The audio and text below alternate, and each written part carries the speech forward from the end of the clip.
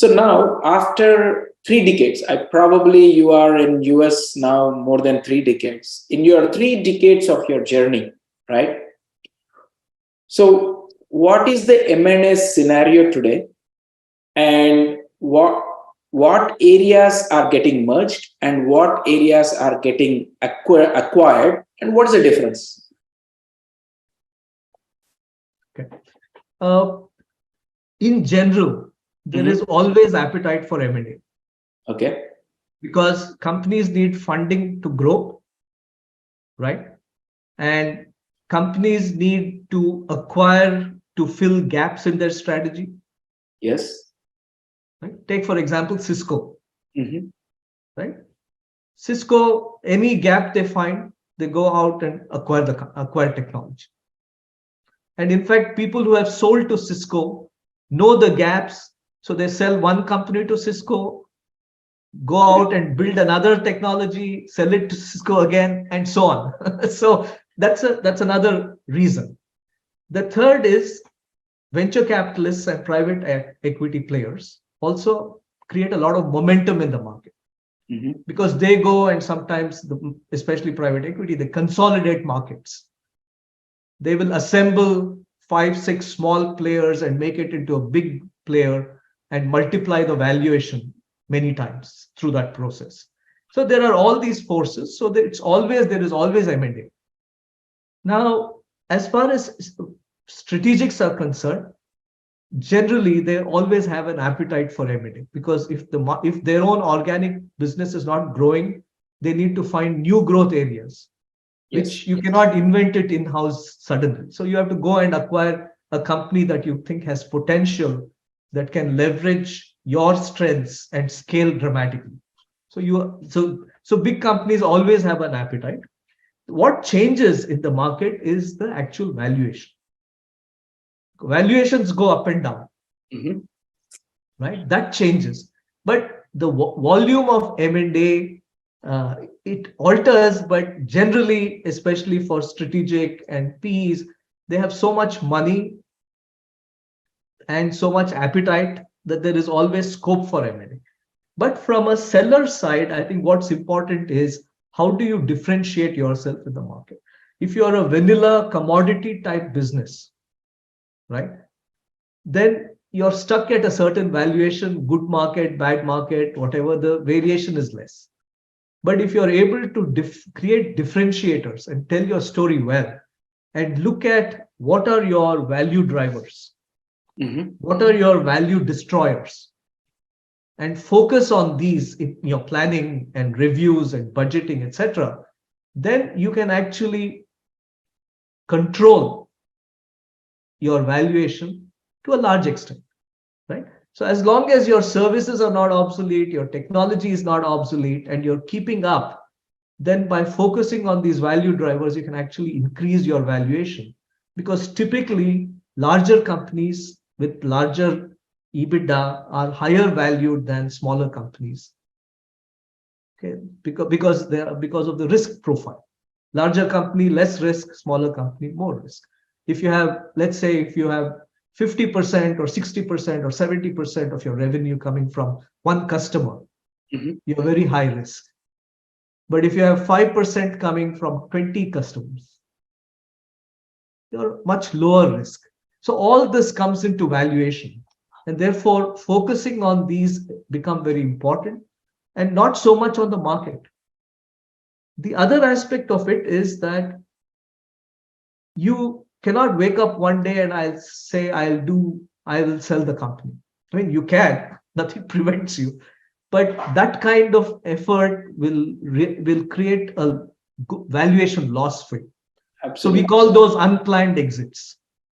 Okay. Where you have not planned for it and suddenly somebody came and made an offer to you.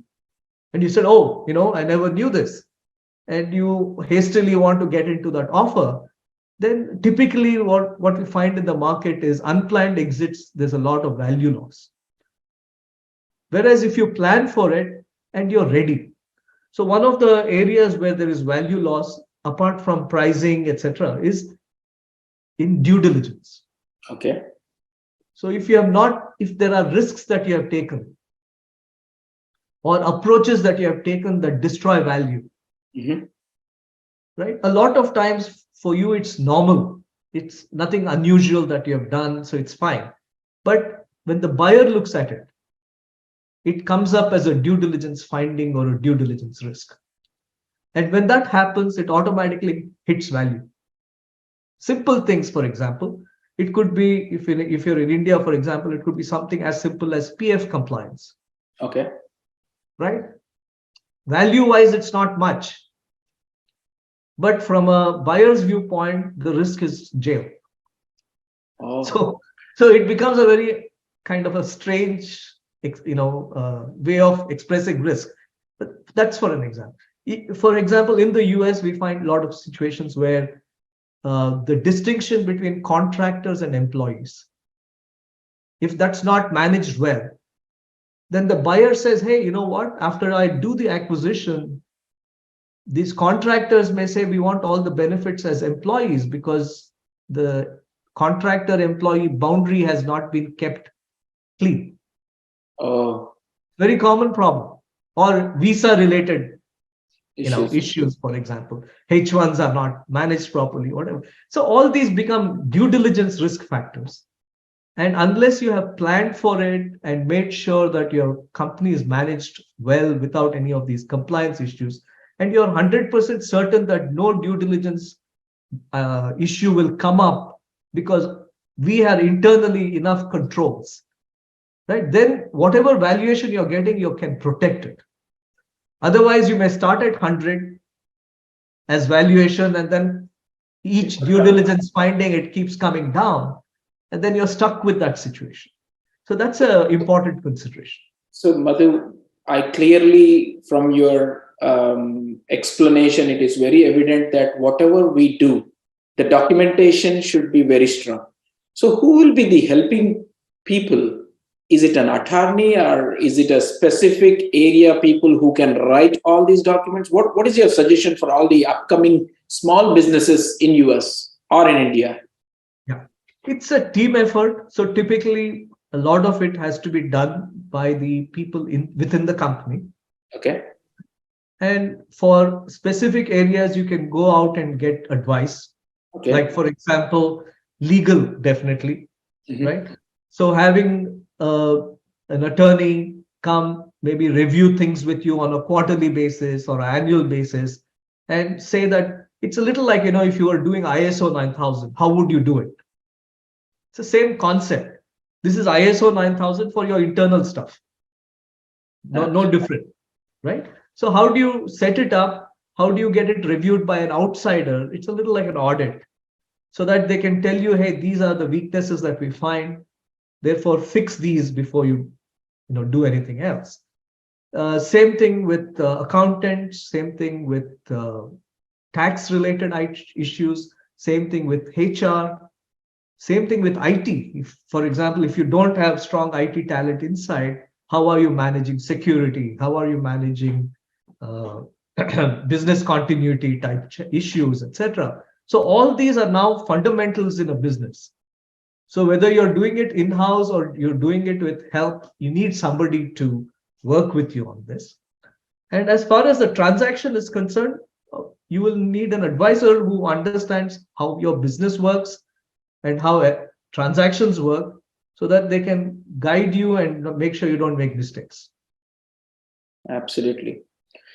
So when you talk about the valuation, we talked about more about valuation and checks and balances, and the valuation comes because of these few points. So when you position your company, right, how do you set the valuation? Tell us like few things what we can take care, or is there any external agency like M&A associates or M&A audit function to be implemented? Tell us more, throw some light on these aspects, valuating or positioning of our company. Yeah. So valuation is a very misunderstood term, because there is an assumption that if somebody got valued at X, you should also get valued at X. Mm-hmm. Right? Unless it's a very like-to-like business with a lot of other things being common, that's generally not true. Okay. So in the same marketplace, one company can get valued at X and another company can get valued at 1.5x, 2x, 3x, depending on what is their story. Okay. So there are several factors that affect valuation, but I'm just going to pick a top few. Okay.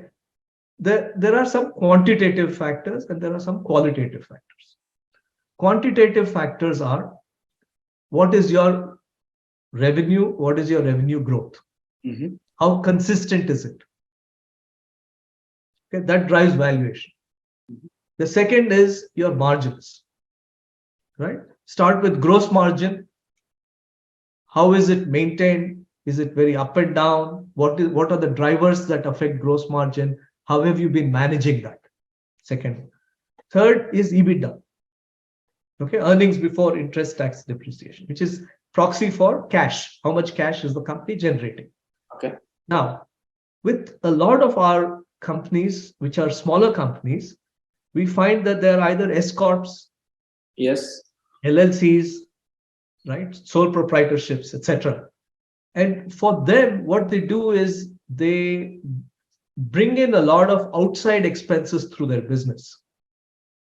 Okay. To keep EBITDA down and therefore pay less tax. Absolutely. So it's a great strategy, no problem. But if you present that P&L to a buyer, if you're running, for example, at 25% EBITDA, but you're showing 5% EBITDA, now your valuation, unless you explain it clearly, your valuation is going to be based on 5% EBITDA. Oh. Not on 25%. So these are all some typical mistakes that we see in the market because the founders sometimes don't understand the difference between these issues and the need to explain this or present the company with the real story rather than the real books, if you want to put it that way, right? Yeah. So these are some of the areas where there are common issues. So all these affect valuation on the quantitative side. Same thing with cash flow, right? What is your collection cycle? Do you have good cash flow or are you always debt driven? What kind of a balance sheet do you have? Is it highly leveraged, not highly leveraged? So these are all quantitative measures. On the qualitative side, it is what kind of a customer base do you have? Okay. Are these blue chip customers where the value of retention is very, very high, right? What kind of a management team do you have? Is it totally dependent on the founder, right? Because if the founder then sells and the buyer buys the company and the founder goes away, then what is the buyer getting as value? They lost their key salesperson, they lost their key HR manager, they lost their key CFO. So what is left in the company? So these become issues. All of these affect valuation. So, and what kind of a brand name do you have? What kind of brand visibility do you have? And how? So it's a mix of these qualitative aspects and quantitative aspects that drive valuation. Okay. So another question to our conversation is merging better or acquisition better? Or it's all depends upon the situation. How do you differentiate? Well, these are more, I would say, semantics. Mm-hmm. The day you bring in outside equity into your company, you're in a transaction. Absolutely. The company is no longer 100% yours, right? So from the exit viewpoint or an M&A, which is a generic term viewpoint, every time you're bringing equity into your company, you are in an M&A transaction of some kind. Okay. So if you're giving, the moment you give equity to somebody, it's no longer 100% owned company. So in a way, you're answerable to those new shareholders. And if they become bigger and bigger shareholders, they have more and more say in your company because especially if it is VCs, private equity, etc., they get on your board. And then it's no longer your company. I mean, though you may believe it is your company, absolutely, because it has your name on it, it has the identity and all that connection. It is no longer only your company. It is a company owned by multiple people. In a way, it's a joint venture company, right? And so that's the way to look at it. Absolutely.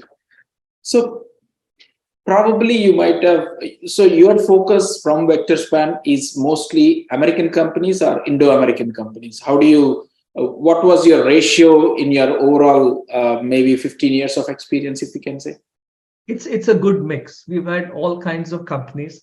So we have companies that come to us for both domain and transaction experience. Mm-hmm. And there are companies who come to us only for transaction experience, where we may not be experts in their domain. So we do work in the US, we do work with Indian companies, we do work with European companies. So, for example, some of the work we have done is divesting Indian subsidiaries of US companies. Mm-hmm. Other work we have done is, for example, helping Indian companies do acquisitions in the US and in Europe. Mm-hmm. Okay? Another one, which is also very different, is we have advised a company, a Swiss group, to divest their Swiss company to a Japanese company. Wow. Which is purely cross-border. Purely cross-border, yeah. Cross-border is where we have, I would say, significant experience, and we can bring a lot of value to the table, right? So it's a mix of within the border as well as cross-border transactions. Geography is no longer relevant because in M&A, the whole world is your market. Even if you're selling a company, for example, I mean, we sold the Swiss company I was telling you about. They were in digital process automation. Okay. And for them, the buyers could be anywhere in the world.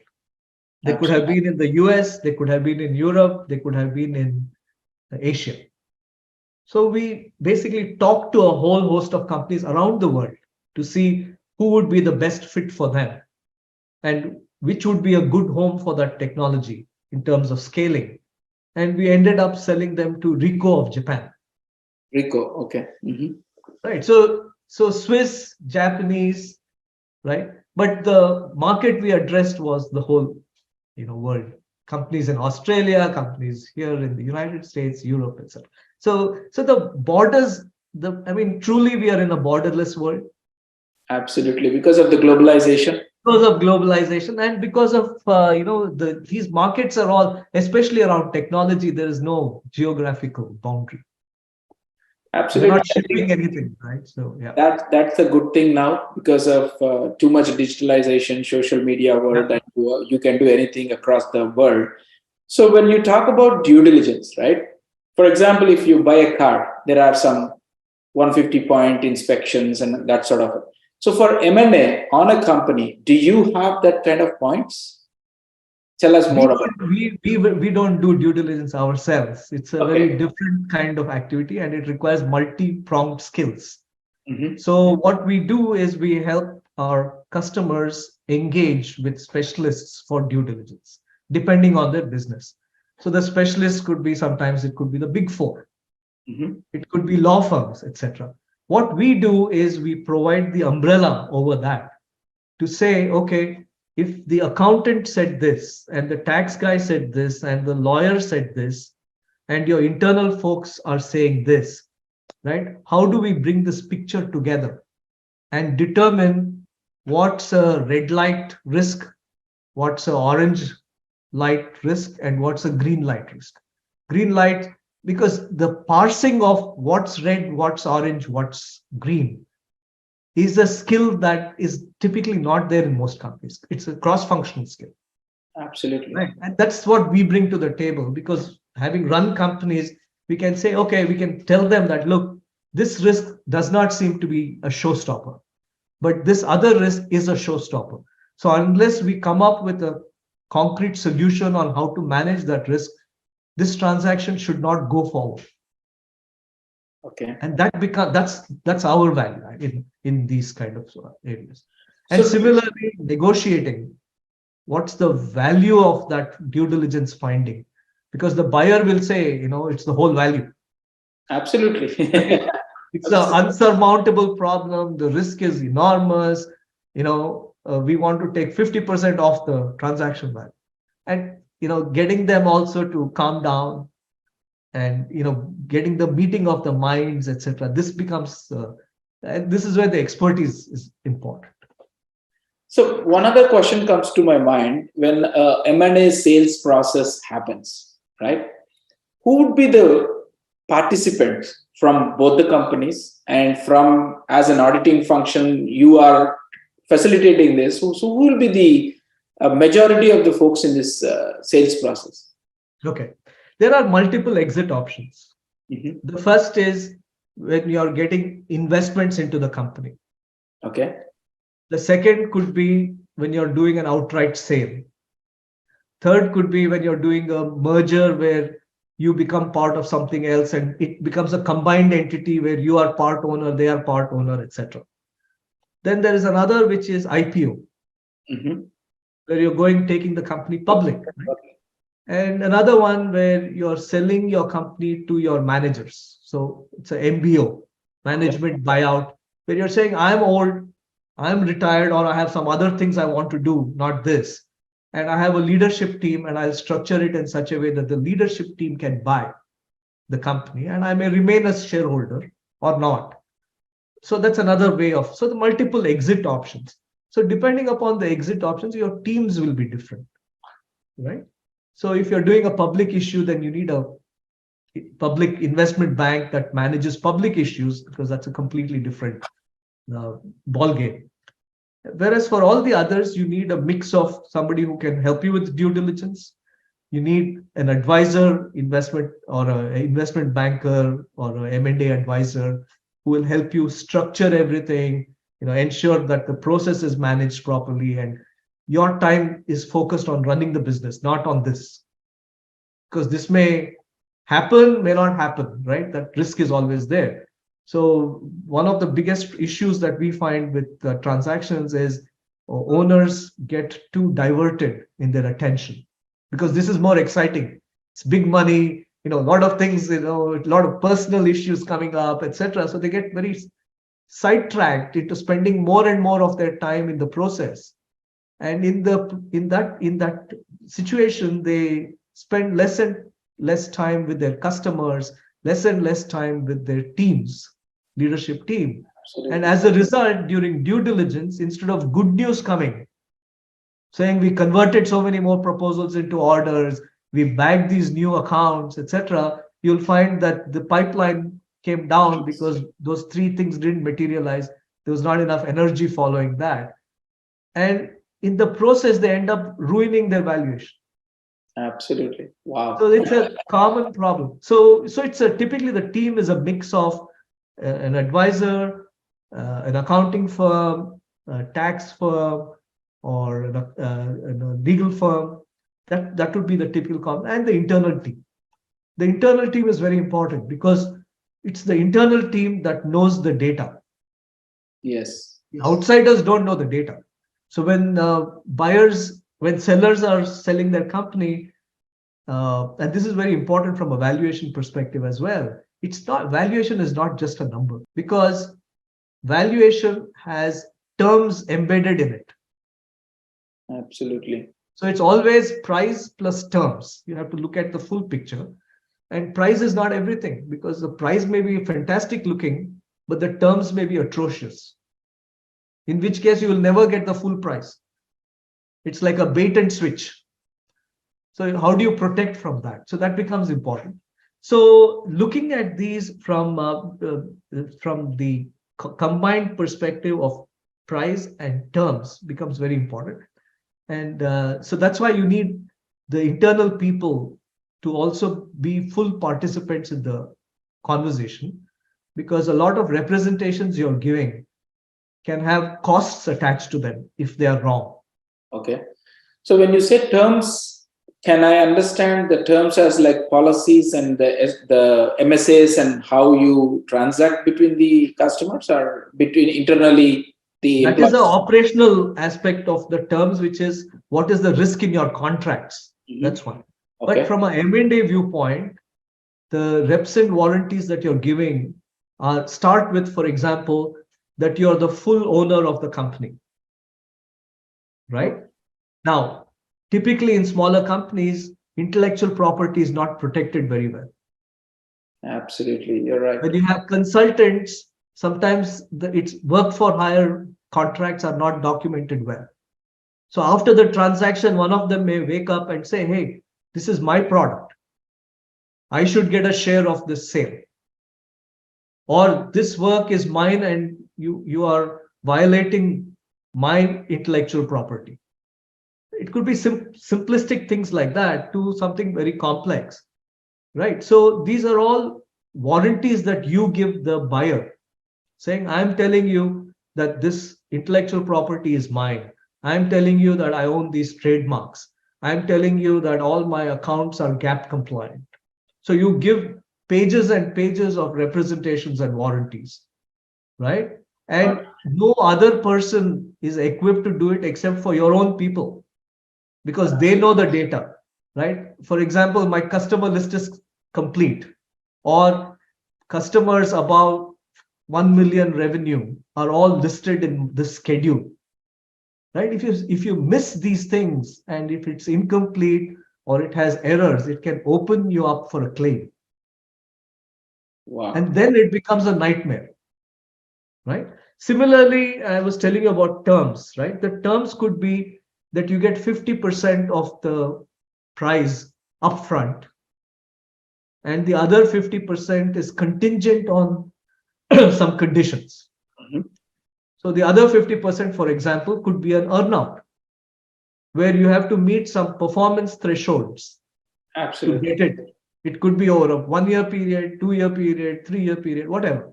Depends on how. So these things become important. So how is that earnout going to be measured? Mhm. Right? Do we have the same understanding? And it's amazing as to how much confusion we see with companies when it's earnout, when there is earnout. Definition of revenue becomes a conversation. Absolutely. There is no clear definition. Definition of earnings, definition of cash. Everything is to be defined, to be defined, to be defined, so that both parties understand clearly and it doesn't end up in litigation afterwards. So that's why terms become very important. And so that's the combination that's always important. And this is again a common mistake. People say, oh, I got 10x EBITDA or 3x revenue, well offered, fantastic. But that's not the real story. When it comes You to have to see what's hiding behind that to see whether the 3x is real or 10x is real or whatever is real. And so these are all nuances in the big implications in I could see the stress of being an entrepreneur now, how much documentation go through until the company is running, you're making money, you're spending, it doesn't matter. But when it comes to sale, I see that what you are trying to say. So in the interest of time, I think it's a very, very interesting conversation. I think we should have a next part of it to see how many types of M&As are there and all those kinds of stuff.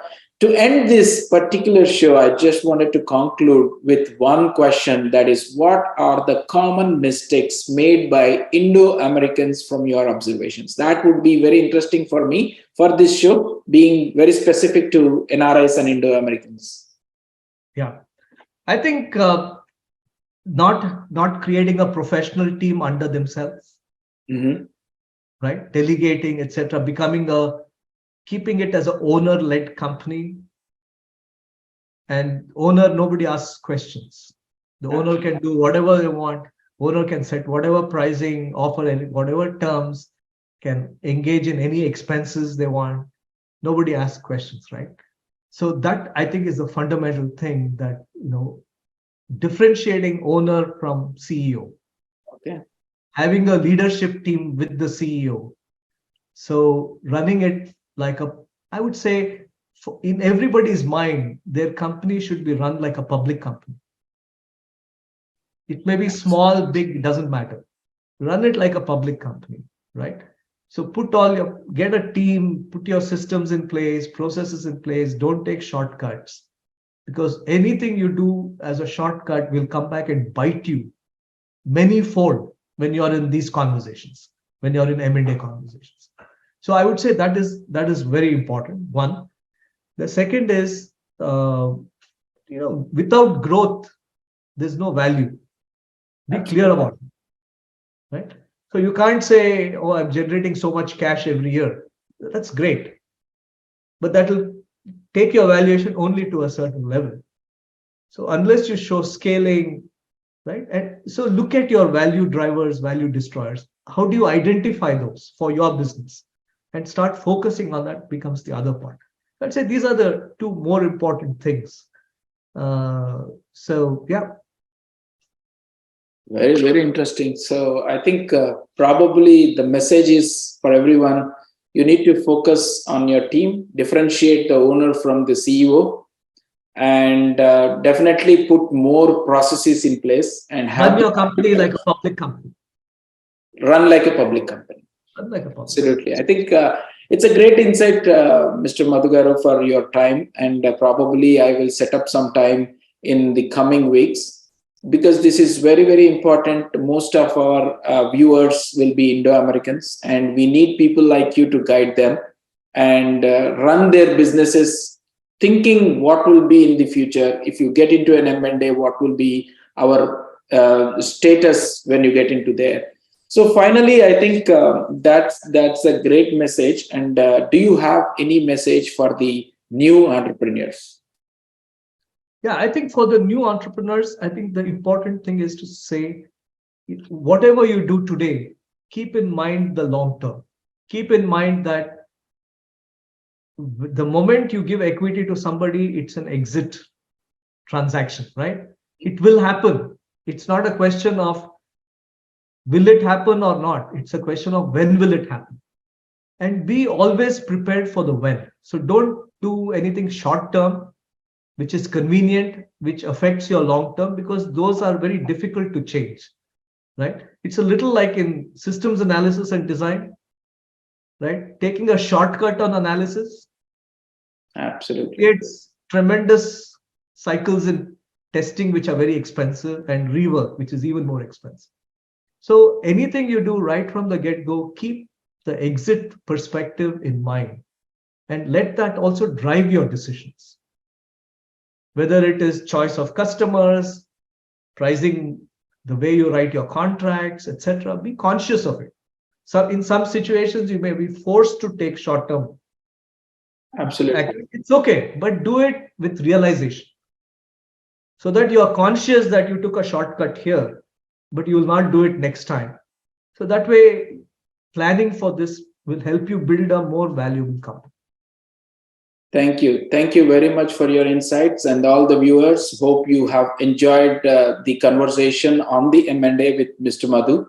And if you have any sort of questions, please feel free to reach out. And definitely, Mr. Madhu will be for all of us to help and be successful in your entrepreneurship, and think about the M&A right from the initial stage and run like a public company. That's what the message from Mr. Madhu. And with this, we will close this show, and we will come up with more interesting show. Thank you so much, Madhu, again, for contributing your valuable time during the weekends. Again, thank you so much. You're welcome. I hope it's useful. Thank you.